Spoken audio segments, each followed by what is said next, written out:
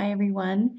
In this video I want to show you how to download one of the files that you're going to need for the Chapter 4 Pause and Practice assignment. So I'm in the course website. Let's go ahead and click on the Chapter 4 assignment link here on the Course Tools menu. And then I'm scrolling down to find the information for the Pause and Practice exercise. And here you can see that we need 3 files to get started on our Pause and Practice 4-1. I can see I have this first file has a .txt extension, which means it's a text file. There's a simple text file, no bells and whistles, made either with Notepad or WordPad. But again, just a simple text file. And you can read more about that in your SimBook chapter or in your chapter in your book. And then the next file we will need is our Excel file that we'll be working out of. And then as the third file we'll need is .docx, which is a Word file.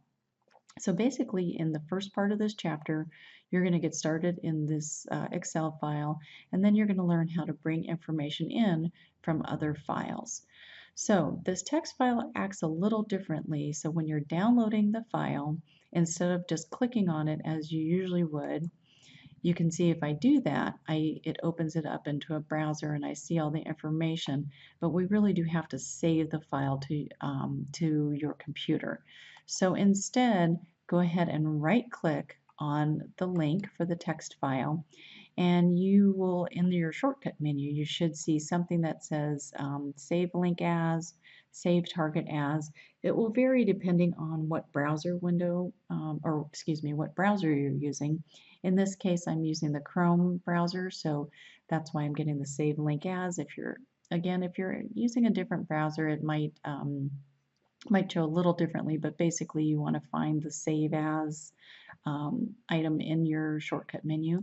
Go ahead and click on that, and then you would go ahead and locate whatever folder you're using for your class files. Disregard this because I just saved it a moment ago, but I am changing things just a little bit, so just kind of pretend that's not there.